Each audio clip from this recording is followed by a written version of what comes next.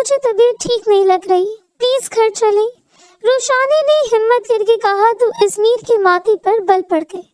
شادی کے بعد ان کی یہ پہلی دعوت تھی. لالا نہیں, میں تمہارا شوہر ہوں اور مجھے لگتا ہے تم بلا وجہ گھبرا رہی ہو. تم بالکل ٹھیک لگ رہی ہو, ازمیر نے کچھ فکر مندی سے کہا. میں سچ کہہ رہی ہوں, میری طبیعت اچانک خراب ہو گئی ہے. روشانی کی آنکھیں نم ہو گئی تو ازمیر پریشان ہو گیا. ماموں جان, ہم 2 منٹ میں واپس آتے ہیں. وہ روشانی کو لے کر گاڑی میں بیٹھ گیا تاکہ یقین کر سکے کہ وہ ٹھیک ہے. اسے دیکھ کر اندازہ ہوا کہ شاید اسے معمول کی صحت کا مسئلہ ہے, جس کی وجہ سے وہ بہت شرمندہ اور گھبرائی ہوئی تھی. ازمیر نے نرمی سے کہا, ٹھیک ہے, گھبراؤ نہیں, ابھی گھر چلتے ہیں اور رات کو میں دیکھوں گا کہ تمہاری طبیعت بہتر کیسے ہو سکتی ہے. روشانی خاموشی سے سر جھکائے بیٹھی رہی اور اسے تسلی دیتا ہوا گاڑی آگے بڑھا گیا. چہرے پر ایک مصنوعی سی مسکراہٹ سجائے وہ تھکی تھکی نسوں سے ارد گرد بیٹھی ہوئی لڑکیوں کو دیکھ رہی تھی, جو کافی دیر سے اس کے بیڈ پر پھیل کر بیٹھی تھیں, اور اسے اب اکتاہٹ محسوس ہو رہی تھی. جانے ازمیر کب آتا, لیکن اس کا انتظار کرتے کرتے اس کی کمر تختے کی طرح اکڑ چکی تھی اور اب اسے اس بھاری لہنگے بھاری جولری سے آزادی چاہیے تھی.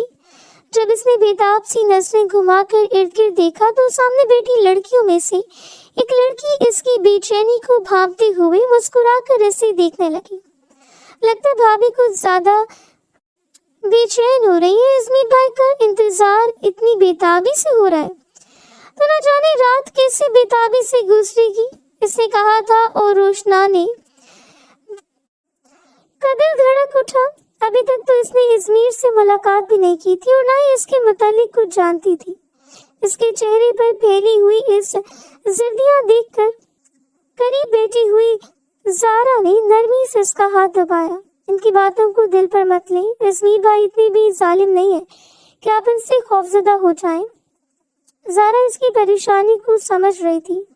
شوہر جتنا بھی شریف ہو جائے, آج کی رات تو اس سے پہلے کہ وہ آج رات کے حوالے سے اس کے ذہن میں خوف کا زہر پھیلا کر اسے مزید خوفزدہ کر دی تھی. جب کمرے کے دروازے پر ہونے والی ہلکی سی دستک نے انہیں دروازے کی جانب متوجہ کیا اور ازمیر کے آنے پر وہ اس کی جانب متوجہ ہو گئی. وہ چاروں ازمیر کی کزنز تھیں اور اس کے سامنے کھڑی اب نیک کا مطالبہ کر رہی تھیں. کب سے آپ کا انتظار کر رہی ہیں, نیک لیے بغیر تو آپ کو ہرگز یہاں بیٹھنے نہیں دیں گی. اور ازمیر نے مسکراتے ہوئے 2,000 روپے ان سب کی ہتھیلیوں پر رکھے. بس اب اس سے زیادہ نہیں, ورنہ میری دلہن تم لوگوں کے بارے میں کیا سوچے گی. وہ دلکشی سے مسکرایا تھا اور روشانی اس کی دلکش مسکراہٹ کو دیکھ کر نظر جھکا گئی. بلا شبہ وہ بے حد حسین تھا. مجاہد کا شاہکار جو بھی اسے ایک نظر دیکھتا رہ جاتا, اور روشانی نے کبھی نہیں سوچا تھا کہ اتنا شاندار مرد اس کی نصیب میں لکھ دیا جائے گا. دادی ٹھیک کہتی تھی, یہ اس کی خوش قسمتی تھی کہ اسے ازمیر خان سے نواز دیا گیا, لیکن اب دل کی دھڑکن اپنے عروج پر تھی. کچھ دوستوں نے اس قدر خوفزدہ کر دیا اور رہی کسر ازمیر کی کزنز نے پوری کر دی تھی. کچھ اس کے بگڑے ہوئے مسائل جو اسے تکلیف سے دوچار کر رہے تھے. ان سب کے کمرے سے جانے کے بعد ازمیر نے دروازے کو لاک کیا اور آہستہ آہستہ قدم اٹھا کر اس کے قریب آ کر بیٹھ گیا. نکاح سے پہلے وہ 2 بار ان کے گھر آیا تھا, لیکن روشانی نے اس سے زیادہ بات چیت نہیں کی اور اس وقت بھی دل کی بےتابی اپنے عروج پر تھی. وہ بار بار اپنے لبوں کو کچلتے ہوئے اپنے ہاتھوں پر آئے ہوئے پسینے کو صاف کر رہی تھی, اور اس کا نروس ہونا ازمیر کی آنکھوں سے چھپا ہوا نہیں تھا. وہ اس کے قریب بیٹھ گیا, اتنا قریب کہ بآسانی اس کے چہرے کے نقوش کا جائزہ لے سکتا تھا. وہ بھرپور مرد تھا, جوانی اس پر ٹوٹ کر برسی تھی اور جوانی کے تقاضے تھی کہ اس وقت وہ اس نازک کلی کو اپنی خوشبو سے مسل دیتا اور اس کی خوشبو کو اپنی خوشبو سے ملا کر سحر انگیز بنا دیتا. لیکن نہ جانے کیوں وہ اپنی زندگی کے سب سے خوبصورت لمحات انجوائے نہیں کر پا رہی تھی اور بے وجہ خوفزدہ ہو کر بیٹھی تھی.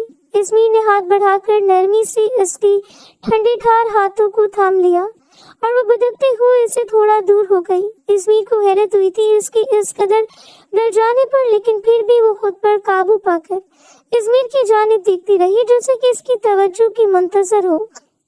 इज़मीर के लब एक खूबसूरत सी मुस्कुराहट में ढले हुए थे। आने वाले लम्हात को वो अपनी जिंदगी में सबसे खूबसूरत लम्हात बना देता चाहता था। मुझे अंदाजा नहीं था कि मम्मा की पसंद इतनी खूबसूरत होगी, वरना मैं कब का सारी ख्वाहिशों को इनके नाम कर देता और वो मेरी हर ख्वाहिश को इस कदर हसीन बना देती है। वो इसकी तारीफ कर रहा था, लेकिन रोशानी का दिमाग तो कहीं और ही अटका हुआ था और वो बस खोई खोई आंखों से इज़मीर को देख रही थी, जिसकी आंखों में खुमारी उतर रही थी। आज रात हमारे रिश्ते की हसीन शुरुआत होगी और आने वाली हर रात को मैं तुम्हारे लिए इस कदर खूबसूरत बना दूंगा कि तुम खुद को खुश नसीब तस्वुर करती रह जाओगी। वो हल्का से इसकी जानिब झुका और इसके हल्के से झुकने पर भी रोशानी का दिल उछलकर हलक में आ गया। बेताबी अपने उरूज पर थी। वो नरमी से ऐसे मदहोश होती हुई सांसों के साथ अपने वजूद में ढाल रहा था और रोशानी पानी की तरह बहती चली जा रही थी, जैसे पानी की लहरों में तलातम बरपा हो। बिल्कुल इसी तरह इसके वजूद में भी एक तलातम बरपा हो गया था और वो इस वक्त सख्त शर्मिंदगी महसूस कर रही थी। कमर का दर्द, मुरझाई हुई रंगत और कपकपाता हुआ वजूद, चेहरे पर फैली हुई सर्दियाँ, वो पहली रात की दुल्हन होने के बावजूद एक खौफ थकी थकी लग रही थी जो अपनी बड़ी सुनहरी आंखों को इस शख्स पर गाड़ी इसकी जानिब से तशद्दुद की मुंतजर थी। वही बात जो इसके ज़हन में दोहरा दिए गए थे, इसके ज़हन में सख्त हो गई और अब हकीकत ये थी कि इसे लग रहा था कि इज़मीर इसके साथ ऐसा रवैया अपनाएगा जो इसे तकलीफ से दो चार कर देगा, जबकि इज़मीर निहायत मोहब्बत से इसे समेट रहा था। इसकी धड़कनों को अपने हाथों से तेज करते हुए इसकी सांसों में बहकता हुआ वो शख्स इसे आहिस्ता आहिस्ता ज्वेलरी से आजाद कर रहा था और जिस तरह इसकी जसारती बढ़ती जा रही थी, इस तरह ही रोशानी के वजूद में मजीद कपकपी दौड़ रही थी। खबरदार, अगर खुद से दूल्हे के करीब जाने की कोशिश की तो क्या सोचेगा? इसके दोस्तों की सरगोशियां आज की रात इज़मीर भाई के जुल्म से मुतारिफ होकर इसकी सितमगरी को काफी एंजॉय करोगी। तुम लड़कियों की बेबाक सी गुफ्तगू जो इसे सुर्ख कर गई, इसके जहन में बुरी तरह घूम रही थी। इज़मीर कहीं और खोया हुआ था, लेकिन इसके जहन में चलती हुई सोचें इसे अपनी लपेट में लेकर मजीद खौफजदा कर रही थी। देखो, ये सब कुछ तो सदियों से चला रहा है और इस रात के तकाजों में शामिल है, इसलिए कोशिश करना कि अपनी तकलीफ को अंदर ही दबाए रखना, वरना तुम नहीं जानती कि लोग क्या क्या बातें करेंगे और इज़मीर भाई वो क्या सोचेंगे तुम्हारे बारे में। मजीद कुछ सरगोशियां इसके जहन में उभरी और इसने इज़मीर के सीने पर हाथ रखकर इसे अपने कपकपाते हुए वजूद से दूर कर दिया। इसके चेहरे पर फैली हुई जर्दी, सुनहरी आंखों का खौफ और कपकपाते हुए लब, इज़मीर ने अजीबोगरीब नजरों से इसके चेहरे को देखा था। देखो, कुछ भी नहीं है, बस तुम्हें मेरी मोहब्बत में पिघल जाना है और कुछ भी नहीं, सब कुछ मेरे हवाले कर दो। मेरी आंखों में देखो, वो बहकी बहकी तेज सांसों से इसे अपनी तरफ मुतवज्जो कर रहा था, जबकि वो मुतवज्जो होने की बजाय मजीद खौफजदा हो रही थी और शदीद खौफ के आलम में वो बेड से उतर गई। इज़मीर को इसके अपने इतने करीब नहीं आने दिया था। नहीं, मैं ऐसा कुछ नहीं करूंगी। वो जल्दी जल्दी बात करते हुए मुसलसल अपने सर को नफी में हिला रही थी और इसकी वजूद से बहती हुई आबशारें से शर्मिंदा कर देने के लिए काफी थी। क्या सोचेंगे वो मेरे बारे में? नहीं, मैं ऐसी हालत में हरगिज इनके करीब नहीं आ सकती। हरगिज नहीं, मैं ऐसी लड़की नहीं हूँ। अपने दिल पर हाथ रखते वो बेख्तियार 2 कदम दूर हो गई। आप मेरे करीब नहीं आ सकते, इसने कह दिया था और इज़मीर को हैरत हुई। क्या मतलब है तुम्हारा? वो भी दिलकशी से बात कर रहा था, जैसे इसकी फितरी झिझक और शर्म को समझने की कोशिश कर रहा हूँ। इज़मीर प्लीज। इसकी सांसें तेज होती जा रही थी, वजूद बेचैन था और लहजे के अंदेशे बढ़ते चले जा रहे थे। जब इज़मीर ने नरमी से उसके हाथ थाम लिए, ओके रिलैक्स, तुम्हें मुझसे डरने की जरूरत नहीं है, मेरी बात सुनो। लेकिन वो इज़मीर से इस कदर खौफजदा थी कि इसे छोड़ते हुए चेंजिंग रूम में बंद हो गई और वही फर्श पर बैठती हुई अपने पेट पर हाथ रखकर सिसक पड़ी थी। या अल्लाह, इतनी तकलीफ और ये खौफ जो आज उसकी जान निकालने के दर पे था। दरवाजा खोलो रोशानी, मेरी बात सुनो, दरवाजा खोलो, मैं तुमसे बात करना चाहता हूँ। इज़मीर बेताब था। प्लीज आप चले जाए कमरे से या फिर सो जाए, मैं आपसे कोई बात नहीं करना चाहती। वो रो रही थी और अभी तक इसने रोने की वजह को समझने से वो कासिर था। आखिर वो इसका साथ क्यों नहीं दे रही थी? ठीक है, मैं तुम्हारे करीब नहीं आऊंगा, कुछ नहीं कहूँगा तुम्हें, लेकिन एटलीस्ट बाहर तो आ जाओ। इस्मीर ने आखिरी हरबा आजमाया, लेकिन फिर भी वो वहीं ठंडे ठार फर्श पर बैठी रही। मैं बाहर नहीं आऊंगी, आप प्लीज सो जाएं। वो कह गई थी और इसके लहजे से ही इसकी तकलीफ का अंदाजा हो रहा था। इस्मीर को हैरत हुई, इसने बहुत कुछ सोच रखा था। इसके ख्वाबों का महल बहुत ऊंचा था और इस वक्त ख्वाबों का टूटा हुआ महल इसे मायूसी का शिकार कर रहा था। अजीब सी बेताबी इसके वजूद को जलाने लगी और वो चुपचाप चेंज करके बालकनी पे चला आया। ठंडी ठार हवा इसके अंदर फैली हुई आग को ठंडा करने की कोशिश कर रही थी, लेकिन वो किसी तरह भी बुझने का नाम नहीं ले रही थी। आखिर क्या था जिसने इसे मुझसे दूर कर दिया? वो खुद से सोच सोच कर हलकान हो रहा था। वो इतनी खौफजदा थी कि करीब आने का नाम नहीं ले रही थी। हालांकि वो तो इसे इतनी मोहब्बत से समेट रहा था और किसी भी तरह का जुल्म इस मासूम पर करना नहीं चाहता था, लेकिन फिर भी क्या इसे किसी ने कुछ भी नहीं समझाया होगा? इस रात के तकाजे वो खुद भी अकल से बाले गए। इसकी उम्र तकरीबन 20 साल तो होगी और आजकल के दौर में किसी इल्म नहीं। इसका ठंडा ठार वजूद बार बार इसके पोरों से सरक रहा था और वो इस ठंडी ठार हवा में ना जाने किन किन सोचों से उलझ रहा था। आज घर की लड़कियों को सर पर नहीं चढ़ाना चाहिए। जिगर, तुम जानते हो कि आजकल की मॉडर्न लड़कियां शौहरों को अपने करीब नहीं आने देती, बहानेबाजियों पर उतर आती और बाहर मौजूद लड़कों के साथ फ्रैंक होकर इन्हें अपने सब कुछ में शरीक कर लेती हैं। अगर लड़कियां दूसरों पर अपना सब कुछ निछावर कर सकती हैं तो अपने शौहर पर क्यों नहीं? शौहर पर तो इनका हक होता है। दोस्तों की महफिलों में होने वाले तस्करे, और इसे अच्छी तरह याद था जिस रोज शामिर ने अपनी बीवी को तलाक दे दी थी, सिर्फ इसलिए कि सुहाग रात ही इसने शामिर को अपने करीब नहीं आने दिया और शामिर को शक था कि वो किसी और से वादा कर चुकी है कि वो पहला हक किससे देगी। ये बदगुमानी इसे इस वक्त शामिर की बेवकूफी लगी।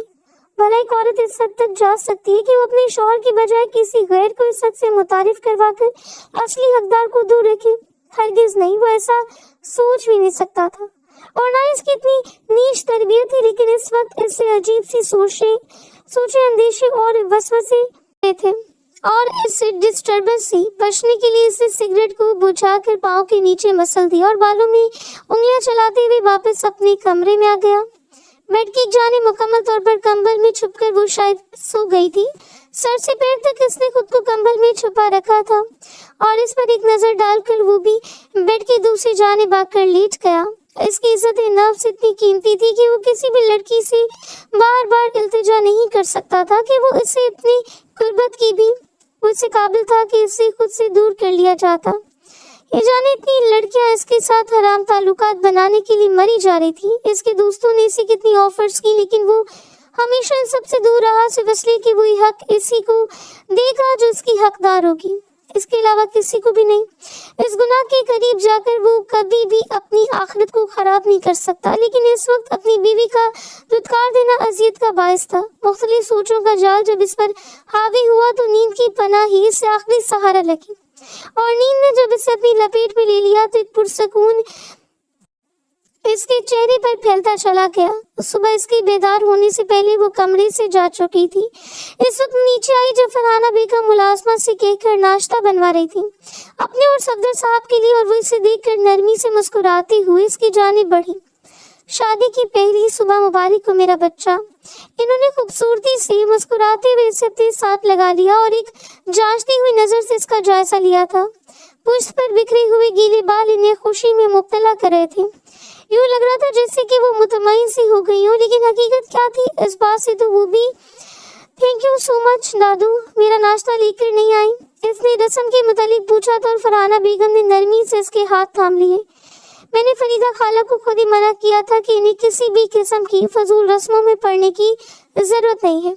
वो मेरी खाला है और ये तुम्हारा अपना घर है, हमारा घरेलू मामला है। फजूल खातून को उम्र के इस हिस्से में रस्मों से मुतालिक करवाकर जलील करना तो मुझे अच्छा नहीं लगा। बाकी अगर तुम्हें हर हाल में फरीदा खाला की हाथ का नाश्ता करना है तो तुम अपने शौहर के साथ इनके घर जा सकती हो, मेरी खाला को ज़हमत देने की जरूरत नहीं है। फरहाना बेगम ने मुस्कुराते हुए नरमी से इसे देखकर कहा था और वह सरशार सी होकर सर झुका गई। ये तो इसकी खुशकिस्मती थी कि इसे इतनी अच्छी सास मिली, वरना आजकल कहाँ ऐसी सास दस्तयाब होती है। फरहाना बेगम इसकी दादी की भांजी थी, यानी फरीदा बेगम की भांजी, जिनकी पोती की मासूमियत और अच्छा इखलाक इनका दिल मोह गया।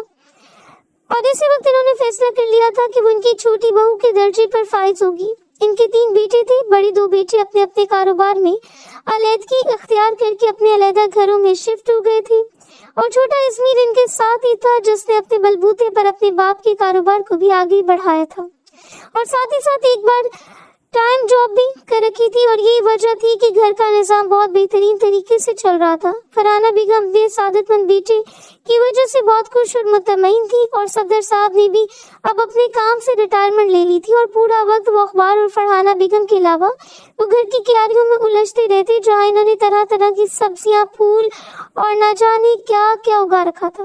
और अब उम्र के इस हिस्से में यही सबसे बड़ा मशगला था। अपनी नींद से भरी हुई आंखें खोलकर इसने सबसे पहले बेड की दूसरी जानिब देखा था, जहां वो मौजूद नहीं थी। कमरे का दरवाजा खुला था, यानी वो इसके जागने से पहले बाहर चली गई। उठते हुए इसने बेड ग्राउंड से टीक लगाई और अपने बालों में उंगलियां चलाने लगा। इसने सोचा नहीं था शादी की पहली सुबह ऐसी होगी। कुछ देर हालात और वाक़यात पर गौर करने के बाद वो उठा और फ्रेश होने चला गया। फ्रेश होकर वो नीचे आया तो वो तीनों नफूस टेबल के इर्द गिर्द बैठे खुशगपियों में मसरूफ थे। वो हल्की फुल्की बातचीत करते हुए मुस्कुरा रही थी। सीढ़ियां उतरते हुए इसने एक नजर इसके चेहरे पर डाली और दोबारा नजरों का रुख मोड़ लिया। वो इस पर ज्यादा तवज्जो नहीं देना चाहता था। इसने सोच लिया कि अब वो इसी वक्त इसके करीब जाएगा जब वो खुद इसकी कुर्बत की तलबगार होगी, वरना नहीं। इसे अपनी इज्जत नफ्स अजीज थी। वो इस्मीर खान था, कोई आम इंसान नहीं था। किसी के कदमों में गिरकर चंद लम्हों की तस्कीन मांग लेता। इस्मीर के आने पर इसके चेहरे की रंगत वाज़ेह बदली थी। इसने अपने झुके हुए सर को मज़ीद झुका लिया। इस्मीर इसके करीब कुर्सी पर बैठ गया और फरहाना बेगम ने नरमी से इसे मुखातिब किया था, उठो और इस्मीर को नाश्ता सर्व करो। बच्चे वो चाहती थी कि इस्मीर से सारी झिझक को खत्म कर दे। न जाने क्यों इसे लगा जैसे इस्मीर के चेहरे पर वो चमक और रोशन नहीं है जो दरअसल होनी चाहिए थी। इनका बेटा बहुत हंसमुख और खुश अखलाक तबीयत का मालिक था और हमेशा से हर वक्त हंसता मुस्कुराता रहता। बहुत ज्यादा संजीदगी इसकी फितरत में नहीं थी, लेकिन इस वक्त वो काफी संजीदा नजर आ रहा था। नाश्ता सर्व करते हुए भी इसके हाथ आहिस्ता आहिस्ता लर्ज रहे थे। इस्मीर ने एक भरपूर नजर इसके चेहरे पर डाली। बेतहाशा सुर्ख सफेद रंगत मेकअप से आरी चेहरा, चेहरे के अतराफ में फैली हुई लटें और खूबसूरती से सर पर जमाया गया दुपट्टा। इतनी हसन हुसन के बावजूद भी चेहरे की रौनक गायब थी और वो ये सब कुछ समझने से कासर था कि वो इतनी खामोश, इतनी बेरौनक क्यों है। हालांकि जिस हिस्से से वो गुजर रही है, जितनी ख्वाहिशों की तकमील हो चुकी है, इसे तो बहुत हंसता मुस्कुराता होना चाहिए था, लेकिन इसके बाद बरक्स बहुत संजीदा मिजाज, बहुत खौफजदा और झिझक में लिपटी हुई है। शादी की रात कमरे में जाने से पहले ही फरहाना बेगम ने इसे रोशानी की फितरत के बारे में बताया था कि वो बहुत मासूम और कम उम्र है, इसलिए इस पर खास तवज्जो देना। अब वो मजीद खोल कर तो बयान नहीं कर सकती थी, लेकिन इनकी बातों में छुपे हुए मफहूम को वो अच्छी तरह समझ रहा था और नरमी से सर झुकाकर इन्हें इत्मीनान दिलाया कि वो हमेशा इसका ख्याल रखेगा। और इसी वादे के जरिए असर इसने रोशानी की हरकतों को अभी तक अपने दिल में पोशीदा रखा था। वो नहीं चाहता था कि इनके कमरे की बात किसी तीसरे के हाथ आ जाए, चाहे वो उसके माँ बाप हों, भाई भाभियाँ या कोई भी, और बात का बतंगड़ बन जाए, क्योंकि इससे अपनी और अपनी बीवी की इज्जत अजीज थी। रस्म के तौर पर ज़ोहर में जब फरीदा खानम से मुलाकात करने के लिए आई तो इसे फरीदा खानम के साथ ही भेज दिया गया। इनके जाने के बाद वो किस हद तक अकेली हो गई थी ये वो जानती थी। और इनका खुदा, चाहे मोहल्ले के बच्चे इनके पास कुरान मजीद पढ़ते थे, पूरा मोहल्ला इनकी इज्जत करता था, लेकिन फिर भी अपनी पोती के साथ इन्होंने एक अरसा गुजारा था। पाल पोस कर इसे जवान किया और दूसरे हाथों में सौंप दिया, लेकिन फिर भी इनकी कमी इन्हें बहुत महसूस होती थी। अभी तक तो वो दादा की पेंशन से गुजारा कर रही थी और बाबा की सेविंग जो इन्होंने रिटायरमेंट के वक्त संभाल कर रखी थी ताकि रोशानी का बेहतरीन मुस्तकबिल बना लिया जाए, लेकिन इनकी अचानक होने वाली हादसाती मौत ने सब कुछ बखेर कर रख दिया। इसकी माँ तो इसकी पैदाइश के कुछ अरसे बाद ही इसके बाप से तलाक लेकर अपना घर बसा चुकी थी और बैरून मुल्क मुकीम थी। शादी ने अंदाजा भी न हो कि इनकी बेटी ने अपने माँ बाप की बात किस तरह का वक्त गुजारा। इसे हर पल अपने माँ बाप की याद सताती थी जो उसका सबसे बड़ा सहारा थे, और इसी कमी को पूरा करने के लिए खुदा ने अभी तक जिंदा रखा था और वो हमेशा इसके साथ थी, मोहब्बत और शफकत से। फरीदा खानम ने गैर मामूली सी खामोशी और संजीदगी को नोट किया तो मुस्कुराते हुए इसके सर पर हाथ रखा था। क्या बात है मेरा बच्चा, इतना खामोश क्यों है? और जिस तरह तुम जिद कर रही थी कि तुम दादू के साथ जाओगी, ये तो बुरी बात है मेरी जान। वो तुम्हारा घर है और तुम्हें इज़मीर की मर्जी के मुताबिक ही चलना चाहिए। इसने वाकई बड़ी जिद की थी कि वो नहीं जाना चाहती। ये रात भी किसी तरह की दबाव का शिकार हो जाए। न जाने क्यों इसे लग रहा था जैसे इज़मीर गुस्से में है और तमन्ना लगता है कि वो इसे मनाए, लेकिन वो तो इसके करीब जाना तो दूर की बात, इसका नाम सुनकर भी खौफजदा हो जाती थी। कुछ ऐसे मनाना और ये एहसास दिलाना कि वो इसके लिए अहमियत रखता है। दादू, मुझे आपके पास रहना अच्छा लगता है, मुझे कुछ दिनों के लिए अपने पास रोक लें, इसने कह दिया। और फरीदा खानम को बुरा लगा था इसका ये कहना। अभी तुम्हारा घर नहीं बल्कि वो तुम्हारा घर है और यहाँ रहने को क्यों दिल चाहते? अभी शादी को एक दिन गुजरा है, तुम्हें अपने शौहर के साथ रहना चाहिए। यही तो दिन होते मोहब्बत बांटने की मेरा बच्चा। वो नरमी और शफकत से इसे समझा रही थी। मुझे इनसे बहुत डर लगता है, मैं इनसे बात नहीं करना चाहती और इनके करीब रहना मुझे बहुत खौफजदा कर देता है।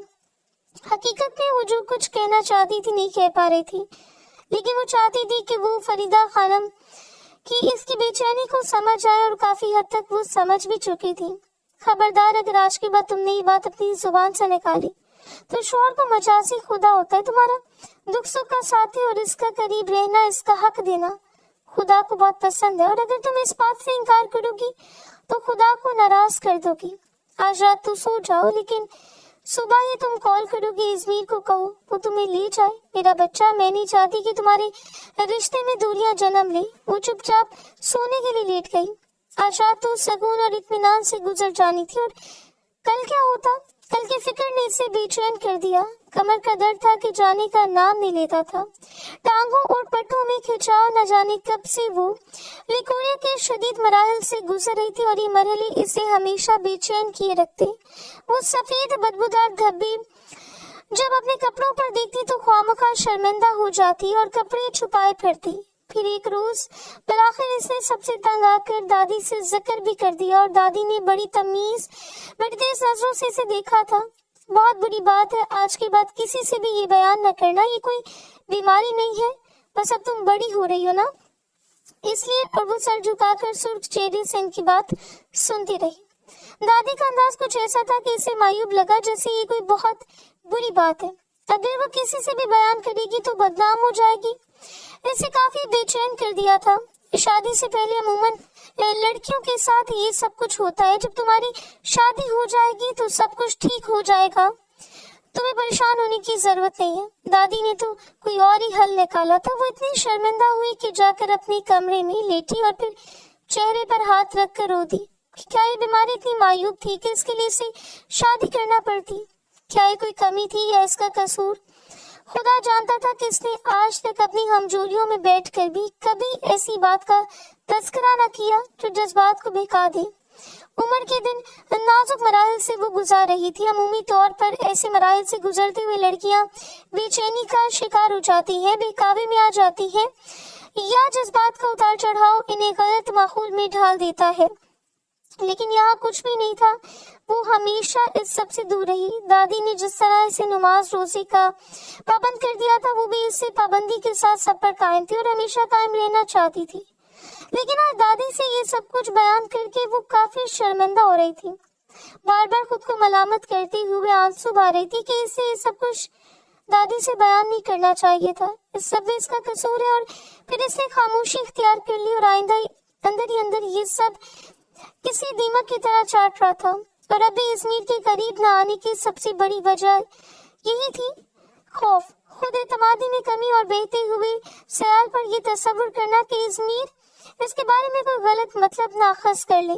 अगर इसने ये सोच लिया कि वो एक बहकी हुई लड़की है जो बहकर इस हद तक चली जाएगी, तो इससे ज्यादा वो कुछ सोचना ही नहीं चाहती थी। इस रात भी वो देर तक जागती रही। इस अनजाना सा खौफ इस पर हावी रहा और न जाने कितनी देर वो छत को घूरती रही।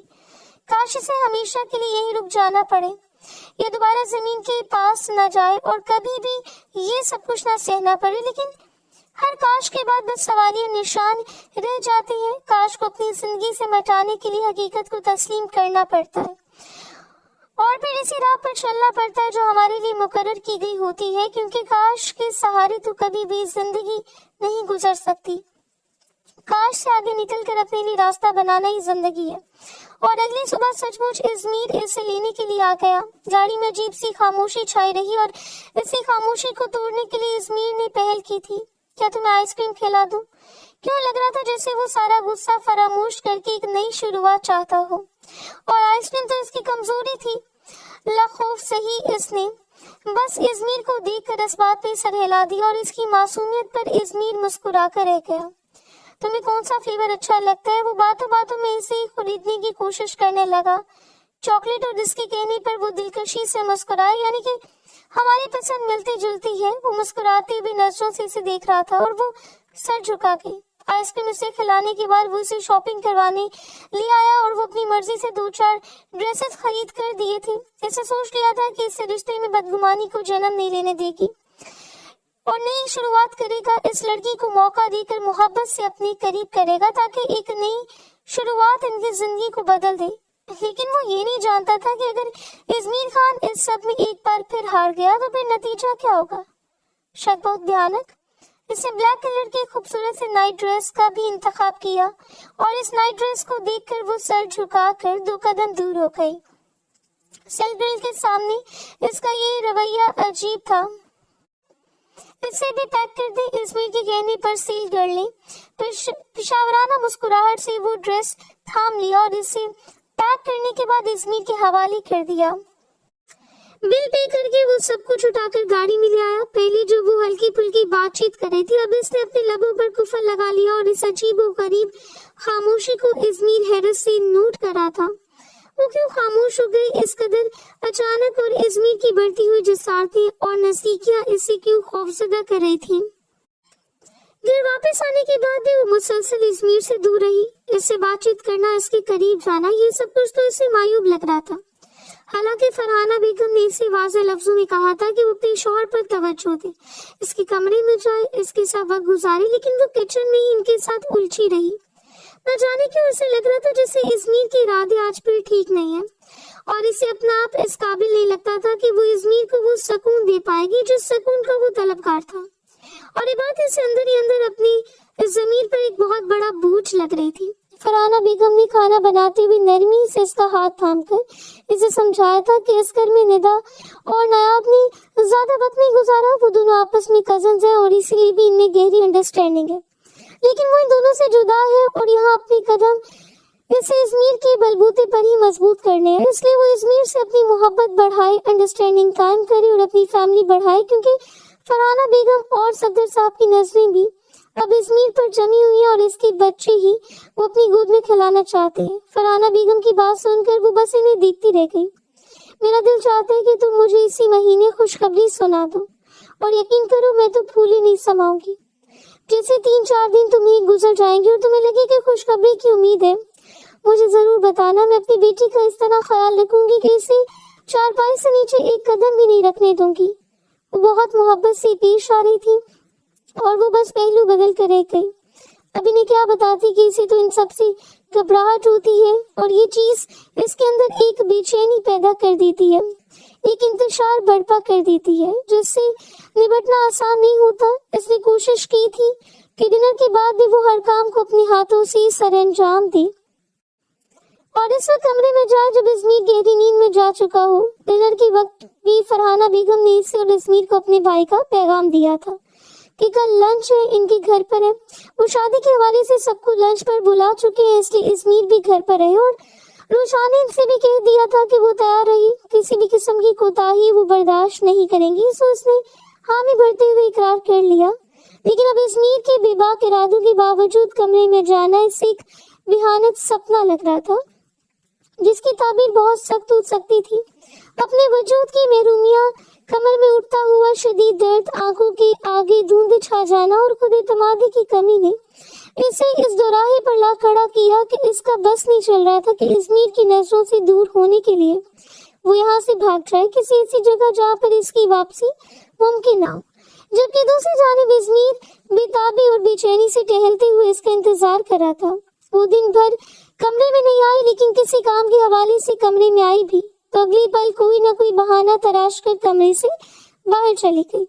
इज़मीर की बेताबी अपने उरूज पर थी। वो इसे बातों से कायल करना चाहता था, इसे समझाना चाहता था कि वो इसके करीब रहे। ताल्लुकात तो बहुत बात की बात है, वो कभी भी बना सकता था, लेकिन अंडरस्टैंडिंग बहुत जरूरी थी और वो चाहता था कि वो घर में किसी की भी नजरों की जद में ना आ जाए।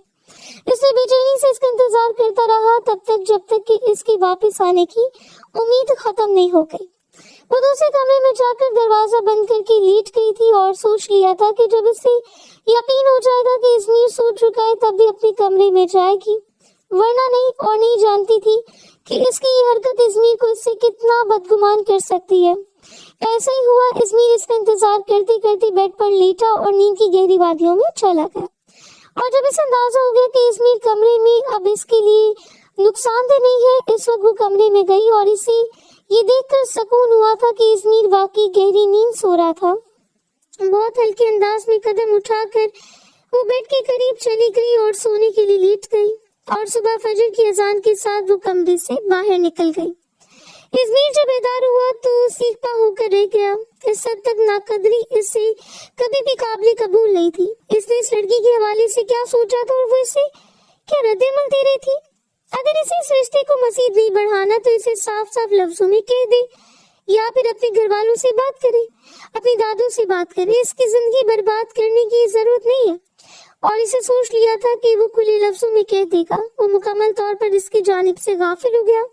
इसकी जानिब एक नजर उठाना भी इसे खौफ का शिकार कर रहा था। हालांकि वो लड़की जो कल तक इसके लिए बाइसे पसंदीदगी थी अब इसे सिर्फ एक बोझ लग रही थी। वो नहीं चाहता था कि वो इसके हवाले से बदगुमान हो, लेकिन बदगुमान होता चला जा रहा था और वो जानता था ये चीज इन दोनों के रिश्ते के लिए बहुत नुकसानदेह साबित होगी।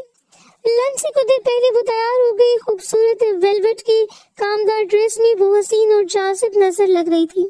सर पर सुर्ख और स्याह रंग की शॉल ओढ़ रखी थी जो इसे दिलकश बना रही थी। बालों को छोटा सा केचड़ लगाकर इसने पुश्त पर बखेर रखा था जो इसकी दिलकशी में इजाफा कर रहा था। हल्के फुल्के मेकअप के साथ वो हसीन तो लग रही थी, लेकिन पूरे एतमाद नहीं और बार बार हर बात के लिए फरहाना बेगम का सहारा ले रही थी। वहाँ सब कुछ मामूल के मुताबिक था। सबने अच्छे तरीके से इसका इस्तकबाल किया। इज़मीर की कज़न से बड़े मायने खेज जुमले कहकर इसे खरीदना चाहा, लेकिन वो चुपचाप बैठी रही और जब इसकी जानिब से ठंडा ठार रद्द-ए-अमल दिया गया तो इन्होंने भी खामोशी इख्तियार कर ली। खाना खुशगवार माहौल में शुरू हुआ। जब इज़मीर के करीब बैठकर इसने खुद को अनकंफर्टेबल महसूस किया था। इज़मीर अच्छी तरह महसूस कर रहा था कि वो बार बार पहलू बदलते हुए न जाने क्या महसूस करना चाहती है। इसकी कांपते हुए हाथ, इसका जर्द चेहरा और गहरी सोच में डूबी हुई आंखें, न जाने वो क्या सोच रही थी। इसका खाने की तरफ भी ज्यादा ध्यान नहीं था और अचानक इसने इज़मीर के घुटने पर हाथ रखा। पहली बार वो खुद से इसे कोई बात करना चाहती थी। इज़मीर नामहसूस तरीके से इसकी जानिब झुका। क्या हुआ, तुम कंफर्टेबल क्यों नहीं हो? सब लोगों की तवज्जो तुम्हारी तरफ है, अच्छे तरीके से खाओ। वो बहुत नरमी से बात कर रहा था जैसे कि कोई दिलकश सरगोशी जो दूसरों को ज्यादा महसूस ना हो, लेकिन वो अजीबोगरीब हरकतें कर रही थी। कभी अपने पेट पर हाथ रखती, कभी कमर पर और कभी टैग लगाकर बैठ जाती कि सब कुछ बहुत अजीब था और इज़मीर इसकी वजह से परेशानी और शर्मिंदगी महसूस कर रहा था। जब वो अचानक उठी सब लोग इसकी जानिब मुतवज्जो हुए थे। खाना खाते यूं दरमियान में उठना किसी को भी नागवार लग सकता था और इसे बदतहजीब जाहिर करवा सकता था, लेकिन इसे किसी की परवाह नहीं थी। इसके पास और कोई रास्ता नहीं था। वो इज़मीर की जानिब झुकी। मेरी तबीयत बहुत खराब हो रही है, प्लीज घर चलें, और आहिस्तगी से कह रही थी और हाथ वाज़े कांप रहे थे। न जाने क्यों बार बार वो अपनी कमीज को दुरुस्त करते हुए मदद तलब निगाहों से इज़मीर को देख रही थी और इज़मीर ने बात को संभालने के लिए इसके हाथों को थामा। क्या हुआ, तुम्हें फिर से बुखार हो रहा है? फरहाना बेगम ने नोटिस लिया था इसे बुखार है और वो जल्दी से नफी में सर हिला गई। इज़मीर जी भरकर शर्मिंदा हुआ था। दरअसल इसे रात भी बुखार था और दोबारा इसकी तबीयत खराब हो रही है। क्या डॉक्टर के पास चले? वो अब रोशानी की आंखों में देखकर बात कर रहा था, जिसे आंखों में से बावर करवा रहा हो कि इसकी हाँ में हाँ मिलाती चली जाए। आज इसकी वजह से इसके जितनी खौफ का सामना करना पड़ा था वो सोच भी नहीं सकता था कि वो लड़की इसके लिए इतनी शर्मिंदगी और बेचैनी का बाइस बन जाएगी। वो तो खुद को बहुत फ्रेश फील करवाता था। कूल माइंडेड शख्स था, लेकिन ये लड़की अजीब थी। सबसे माजरत करते हुए वो इस गाड़ी तक ले आया और वो दबाकर गाड़ी में बैठ गई। सर झुकाकर जाने वो क्यों रो रही थी, भीगी भीगी पलकी और सुर्ख चेहरा, जबकि इज़मीर खुद बड़ी टेंशन से गुजर रहा था। क्या मसला हो रहा है तुम्हें? कैसी तबीयत खराब है तुम्हारी? घर में तो तुम्हें कुछ नहीं था, अब यहाँ आते ही तुम्हारा तमाशा खड़ा हो गया। वो अपनी टोन से ज्यादा सख्त लहजे में बात कर रहा था, क्योंकि इसे बिल्कुल अच्छा नहीं लगा था कि रोशानी इतनी अजीब हरकत करे।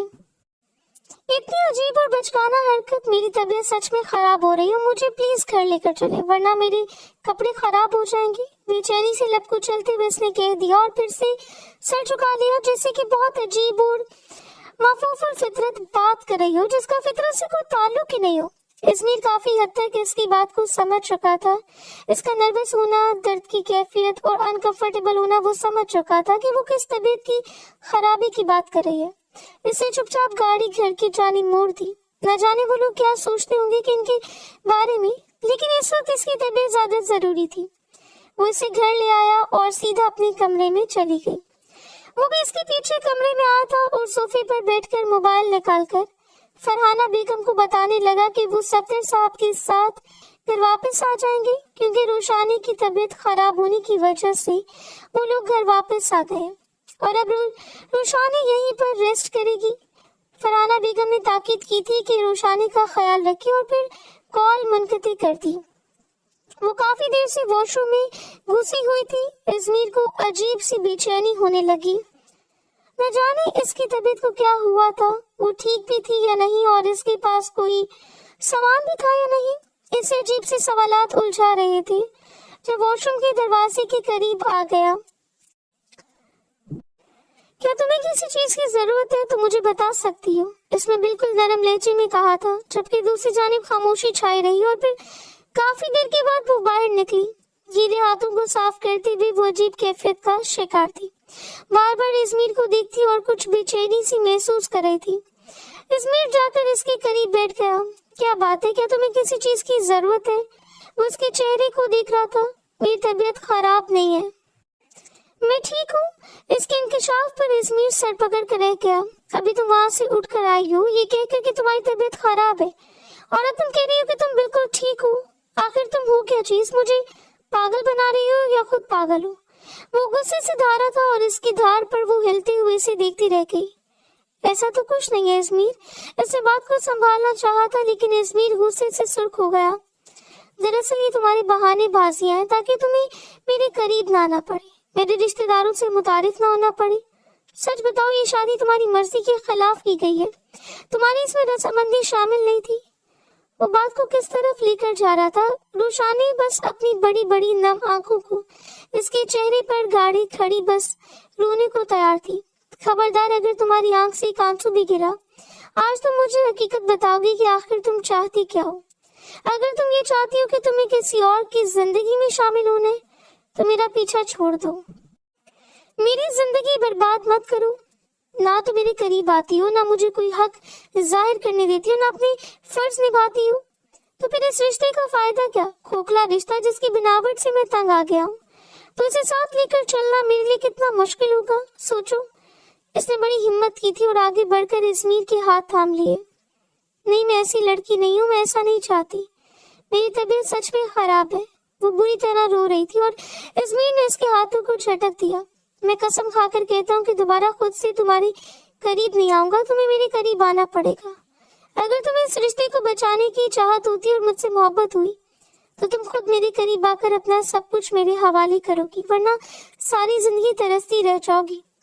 शौहर मेरे लिए ये मुश्किल नहीं है, मैं दूसरी शादी कर लूंगा, लेकिन तुम्हारी जिंदगी को अजीरन कर दूंगा, बिल्कुल इस तरह जिस तरह तुमने मेरी जिंदगी को अजीरन किया है। रोशानी गुस्से से कहते हुए गुस्सा झटक कर कमरे से बाहर चला गया और वो रोते रोते वहीं फर्श पर बैठ गई। चेहरा अपने हाथों पर गिराकर वो शिद्दत से रो रही थी। इसकी कुर्बत चाहती थी, इससे मोहब्बत करना चाहती थी, लेकिन हालात इसकी मुखालिफ सिमत में चल रहे थे। वो जितना इसके करीब आने की कोशिश करती थी, इतना इससे दूर होती चली जा रही थी। और अब तो इज़मीर ने बाकी लफ्जों में कह दिया था कि वो कैसे इसके करीब जाएगी। बेचैनी इसकी नस नस में फैलने लगी اور کردار اور گھٹیا سوچ کی مالک عورتیں اپنے شوہروں سے ملاقات کرتے ہوئے پہل کرتی ہیں۔ یہ ایک ایسا خیال تھا جو اس نئی زندگی کی شروعات کے ساتھ ہی اس کی سماعتوں میں انڈیل دیا گیا تھا، اور یہ خیال اس پر بڑی شدت سے حاوی تھا۔ میں کبھی بھی یہ گھٹیا پن نہیں کروں گی، اگر اس طرح تھا تو ٹھیک، ورنہ اسے خدا کی رضا سمجھ کر خاموش ہو جاؤں گی، لیکن خود سے کبھی بھی ازمیر کے پاس نہیں جاؤں گی۔ کیا سوچیں گے وہ میرے بارے میں؟ اس طرح کی مصیبتوں سے ذہن الجھا ہوا ہے، سو طرح کی پریشانیاں تو، اور ان پریشانیوں کا کوئی حل نہیں تھا سوائے اس کے کہ وہ رو رو کر جب تھک جاتی تو سونے کے لیے لیٹ جاتی، کیونکہ اس کے علاوہ اس کے پاس اور کوئی راستہ نہیں تھا۔ لیکن اس دن کے بعد عجیب سی صورتحال کریٹ ہو گئی۔ ازمیر نے تو اس پر توجہ دینا چھوڑ دی، حتیٰ کہ اگر وہ بیڈ پر سوتی تو وہ صوفے پر جا کر سو جاتا، اپنے سارے کام وہ خود کرتا، ماں باپ کے سامنے خوشگوار موڈ میں رہتا، لیکن کمرے میں آنے کے بعد وہی روڈ بیہیویئر، بات بات پر جھنجھلا اٹھنا، اس کی کسی بات پر بھی توجہ نہیں دینا اور اس کی جانب سے مکمل غافل ہو جانا، اور وہ اسے دیکھ کر سلگتی چلی جا رہی تھی۔ ایک تو اس کی صحت دن بدن گرتی چلی جا رہی تھی، اور دوسرا اس شخص کی ہٹ درمی۔ اس روز ان کی شادی کو تقریباً 1.5 ماہ کا عرصہ گزر چکا تھا جب فرحانہ بیگم نے اسے بڑی گہری اور جانچتی ہوئی نظروں سے دیکھا۔ تمہاری طبیعت خراب نہیں ہوئی جب سے تمہاری شادی ہوئی ہے؟ وہ جانچتی ہوئی نظروں سے اسے دیکھ کر پوچھ رہی تھی، اور اسے نفی میں سر ہلا دیا۔ نہیں تو، اور فرحانہ بیگم کے چہرے کے زاویے مسکراہٹ میں ڈھل گئے۔ ارے ماشاءاللہ سے تم نے مجھے پہلے کیوں نہیں بتایا؟ ماشاءاللہ سے تمہاری شادی کو 1.5 ماہ کا عرصہ گزر چکا ہے اور تمہاری طبیعت خراب نہیں ہوئی، تو اس کا مطلب ہے کہ ہمارے گھر میں کوئی خوشخبری ہے، یعنی کوئی خوشی آنے والی ہے۔ اور وہ یوں کھلے فرحانہ بیگم کو دیکھ رہی تھی جیسے آسمان سے گر کر کھجور میں اٹک گئی ہو۔ یہاں شوہر کے ساتھ مراسم ٹھیک نہیں ہوتے تو، اور فرحانہ بیگم چلی تھی اسے پریگننٹ کرنے۔ لیکن معاملہ یہاں پر ختم نہیں ہوا۔ شام صفدر صاحب کے سامنے ازمیر کو گلے لگا کر انہوں نے اس کا ماتھا چوم لیا تھا۔ ماشاءاللہ سے مجھے تو پورا یقین ہے کہ ہمارے گھر خوشخبری ہے نا۔ تم نے بحرانی کا چیک اپ بھی نہیں کروایا؟ ایسے کبھی کبھی ایسے ہی ہوتا ہے، کوئی نشانی ظاہر نہیں ہوتی۔ تم دونوں کو چیک اپ کے لیے جانا چاہیے تھا تاکہ ڈاکٹر احتیاط بتا دیتی اور میں اس کی مکمل حفاظت کرتی۔ آنے والا بچہ تو صحت مند ہونا چاہیے نا۔ اس کی ماں کافی ایکسائٹیڈ تھی۔ اس نے ایک نظر روشانی کے چہرے پر ڈالی جو اس کی نظروں کا مفہوم سمجھتے ہی ہو گئی، سر جھکا گئی۔ اب ایک اور مصیبت تھی۔ میں تو ایسا کہتی ہوں کہ ابھی فریش ہو کر آؤ اور جاؤ سیدھا ڈاکٹر کے پاس۔ اور ازمیر نے تھکے ہوئے لہجے میں معذرت کر لی تھی۔ صبح جائیں گے پلیز، میں ریسٹ کرنا چاہتا ہوں۔ ان سب معاملات سے گھبرا کر سیدھا اپنے کمرے میں چلا گیا۔ اب وہ کیا بتاتا اپنی ماں کو، اور اوپر سے اس کی بیوی، وہ تو مصیبت میں پھنس چکا تھا۔ اس نے سوچا تھا کہ موڈ دکھائے گا، اس کے ساتھ تعلقات ختم کرے گا تو شاید وہ خود اس کے قریب آ جائے، اس سے اندازہ ہو جائے کہ اس نے شوہر کو ناراض کر کے کتنی بڑی غلطی کی ہے۔ لیکن یہاں پر ایسا کوئی سین نہیں تھا، اور اگلی صبح فرحانہ بیگم نے تو اپنے ہاتھ سر پر رکھ لیے۔ فوراً سے ڈاکٹر کے پاس جاؤ اور جلدی سے خوشخبری لے کر واپس آنا۔ اب وہ انہیں کیا بتاتا کہ جس خوشخبری کی تاک لگائے وہ بیٹھی ہے، وہ خوشخبری تو آنے سے رہی۔ گاڑی میں بیٹھتے اس نے روشانی پر سخت نظر ڈالی۔ کیا تم ماما کو بتائیں کہ نہیں جا سکتی تھی؟ اور روشانی نے سر جھکا لیا۔ مجھے ڈاکٹر کے پاس لیتے چلے، میری طبیعت ٹھیک نہیں ہے۔ وہ کچھ الجھی نظر آ رہی تھی۔ کیا ہوا ہے؟ تمہیں بھی ایسا لگ رہا ہے کہ تم پریگننٹ ہو؟ وہ طنز کرنے سے باز نہیں آیا، لیکن وہ ناکوں سے کھڑکی کے باہر دیکھتی رہی۔ اب اس اندازہ ہوا کہ کچھ ہے جو اس سے اندر ہی اندر کھائے جا رہا ہے۔ وہ نہ جانے کیوں اتنی ڈسٹرب نظر آ رہی تھی۔ اس نے گاڑی ہاسپٹل کی جانب موڑ دی اور کچھ ہی دیر کے لیے وہ ڈاکٹر کے پاس بیٹھ گئے۔ ڈاکٹر نے تفصیلی معائنہ کیا، کچھ ٹیسٹ کی اور اسے تفصیل کے ساتھ اس کی ساری کنڈیشن پوچھی تھی۔ وہ سب کو ڈاکٹر کے ساتھ بیان کرتی چلی گئی۔ اس نے اس روز کسی بھی شرم لحاظ کو آڑے نہیں آنے دیا۔ دراصل وہ خود تھک چکی تھی اور اب فرار چاہتی تھی اس سب سے، اور اس روز ڈاکٹر کے انکشاف پر وہ خود بھی ساکت بیٹھا رہ گیا کہ آپ کی بیوی لیکوریا ہے۔ اس مرض میں مبتلا اس وجہ سے ان کی خود اعتمادی کم سے کم تر ہوتی چلی جا رہی ہے۔ ان کے بالوں کا گرنا، کمر میں درد، ہر وقت پریشان اور الجھا سارے رہنا، جسمانی تعلقات میں رغبت محسوس نہ کرنا، یہ سب اسی وجہ سے اگر پراپر डाइट, एक्सरसाइज और मेडिसिन इन्हें वक्त पर मुहैया की जाती तो नौबत यहाँ तक हरगिज ना आती। और इस रोज इसे अंदाजा हुआ था कि वो किस अजियत में गुजर रही है। एक एक पल को सोचते हुए इसने अंदाजा लगा लिया कि वो क्यों इतनी डरी हुई खौफजदा थी, क्यों इतनी घबराई से रहती थी, इसकी कुर्बत से पनाह मांगती थी और फिर इसके मखसूस आयाम का गड़बड़ हो जाना। ये सब कुछ ऐसे हालात नॉर्मल होता है। और इसे घर ले आया, इसे अपने सामने बिठाकर इसके हाथों को थाम लिया था। मैं तुम्हारा शौहर हूँ, मुझे पहले नहीं बता सकती थी। बहुत नरमी से बात कर रहा था और वो बस सर झुकाए रोती रही। दादी दादू ने कहा था कि शादी के बाद सब कुछ ठीक हो जाएगा, इसलिए वहाँ इस पर तवज्जो दे रहा था कि वो किस कदर घबराई हुई थी। इसने नरमी से इसे अपने साथ लगा लिया। कोई बड़ा मसला नहीं है, मैं तुम्हारे साथ हूँ, सब कुछ ठीक हो जाएगा। बस तुम्हें मुझ पर भरोसा रखना चाहिए और हर बात मुझसे शेयर कर लेना। मैं तुम्हारा शौहर बाद में हूँ, पहले तुम्हारा बेहतरीन दोस्त हूँ। इसके लिए तुम बहुत अहमियत रखती हो। इसके माथे पर लब रखकर वो आहिस्तगी से इसके बालों को सहला रहा था। और तब शुरुआत हुई इस इलाज की जो पहले इसने शर्मिंदगी की आड़ देकर दबा रखा था। हमारे माशरे का सबसे बड़ा अलमिया है कि गैर शादीशुदा लड़की किसी भी मर्ज में मुब्तला हो जाए, माँ बाप खौफजदा नजरों से देखते हुए बात को दबा देते हैं। शादी के बाद सब कुछ ठीक हो जाएगा। हर एक बीमारी शादी से मुंसलिक करते हुए वो हर फर्ज से सबकदोश हो जाते हैं और यहीं से शुरुआत होती है इन तमाम मराहिल की जो आहिस्ता आहिस्ता इंसान को निगलना शुरू कर देते हैं। और फिर इंसान इस नहज पर आकर खड़ा हो जाता है जहाँ बेबसी और मायूसी के अलावा कुछ भी हासिल नहीं होता। चंद दिनों के अंदर अंदर इज़मीर के साथ इसकी इतनी दोस्ती हो जाएगी, इसने कभी नहीं सोचा था। वो इसका लाइफ पार्टनर और क्राइम पार्टनर दोनों बन गया था। हर बात इसके साथ शेयर करना, इसे ऐसा एहसास दिलाना कि वो इसके पास है, इसकी मेडिसिन का ख्याल रखना, प्रॉपर डाइट। लेकिन इस दौरान वो एक बार भी इसके करीब नहीं आया था और ना ही इसका बेजा फायदा उठाया था। लेकिन अब वो भी मिलते मिलते जा रही थी और 2 महीनों के अंदर अंदर बेहतर दवा, बेहतर खुराक और वर्जिश से वो इस हद तक बेहतर हो चुकी थी कि खुद एतमादी से अपनी मर्जी से सब कुछ पहन ली थी।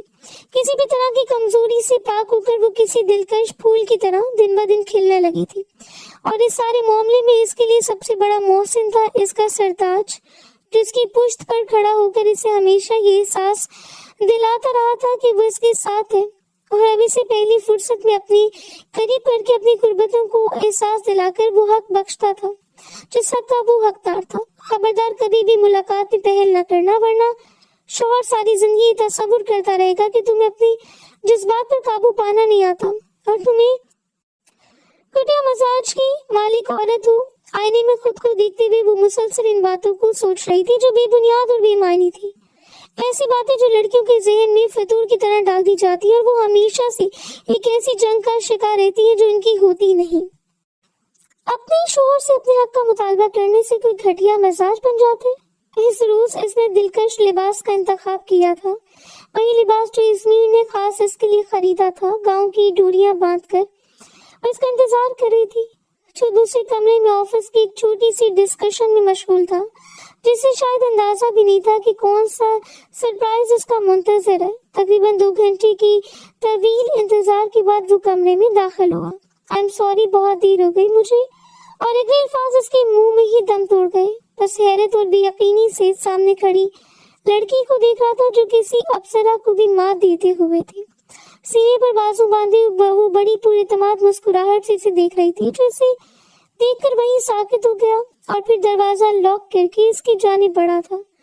पुश्त पर हाथ बांधकर वो हल्का सा इसकी जानिब झुका। आज तो दोनों तरफ से धड़कनें बेताब हो रही हैं।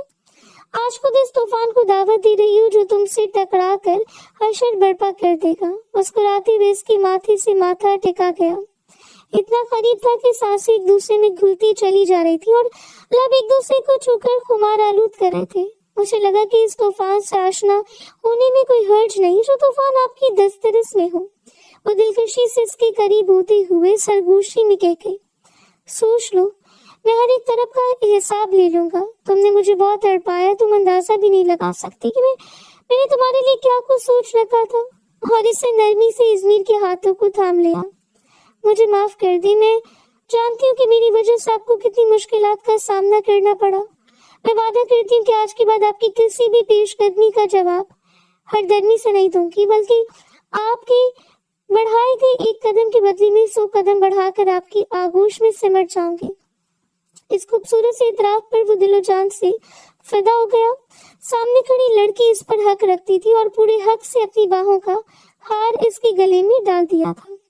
اس نے گاؤن کی ڈوریوں کو کھول دیا اور پورے نشیب و فراز کے ساتھ اس کے سامنے واضح تھی، اور اپنی دلکشی سے ہر حسین سے حسین منظر کو مات دیتے ہوئے اس نے پشت سے تھام کر اسے اپنے قریب کر کے دھڑکنوں سے جوڑ لیا، اور اب دھڑکنیں ایک ہی ترتیب سے دھڑک رہی تھی۔ وہ خمار آلود ہو کر اس پر نچھاور ہوتا چلا جا رہا تھا، اور وہ اس کی محبت میں بھیگتی چلی جا رہی تھی۔ اتنی بےتابی اور اتنے صبر کے بعد اس شخص کا حق بنتا تھا کہ وہ اس کی محبتوں کو اکلوتا وارث بن جائے، جس پر وہ اپنا سب کچھ نچھاور کر کے پر امید ہو جائے، جس کے بعد اسے کسی بھی خسارے کی طلب نہ رہے، اور وہ اسے یوں سیراب کرا تھا جس سے